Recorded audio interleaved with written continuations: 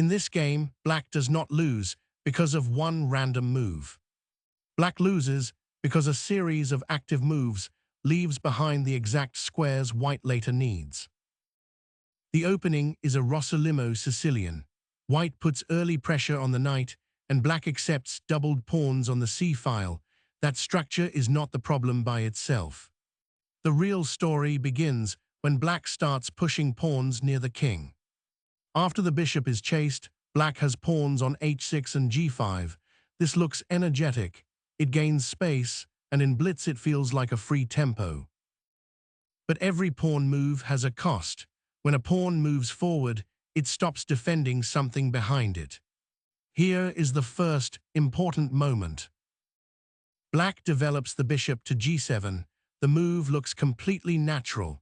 In many Sicilian positions, that bishop belongs on the long diagonal. But this position was already asking for something less glamorous: central control and king safety. Black had already loosened the king's side.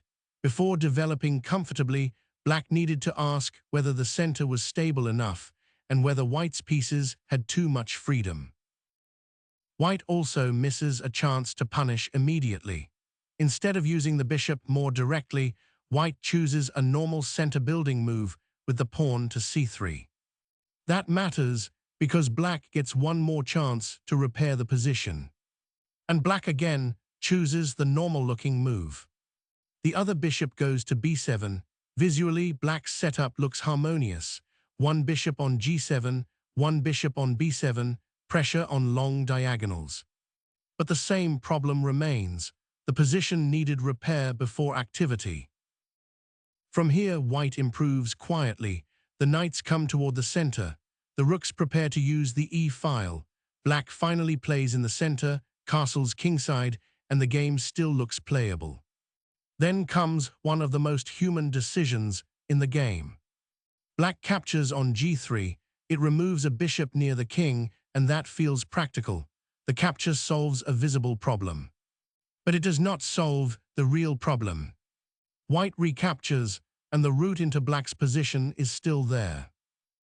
Now we reach the key lesson. Before black pushes the pawn to f5, the pawn on f7 still controls g6.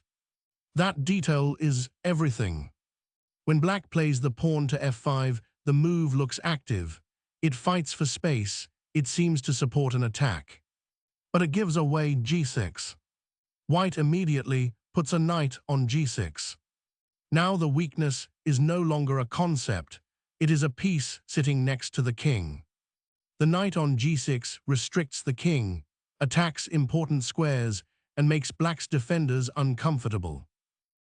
Then white adds the second part of the attack, the rook lift to e6. This is the visual heart of the game. The knight is on g6, the rook is on e6. The e-file becomes the road into black's position. White is not attacking one loose pawn. White is attacking the whole defensive structure. Black tries to defend with natural moves. The queen moves, the rook shifts, the king steps away. But the earlier pawn moves have already created entry squares. White is winning here, but the conversion is not perfect.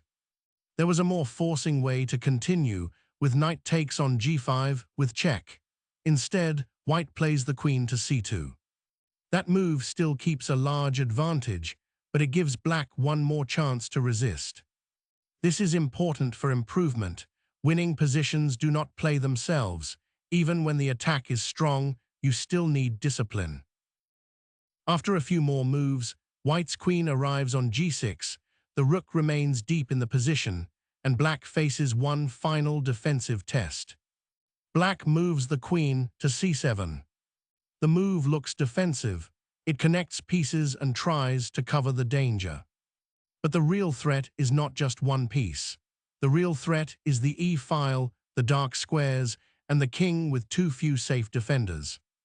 After the queen move, the mating net is unavoidable. White plays knight to f5. Black tries bishop to e8. Then white plays rook takes e8. Black resigns. The attack ends on the e-file, exactly where white built the pressure. The lesson is simple.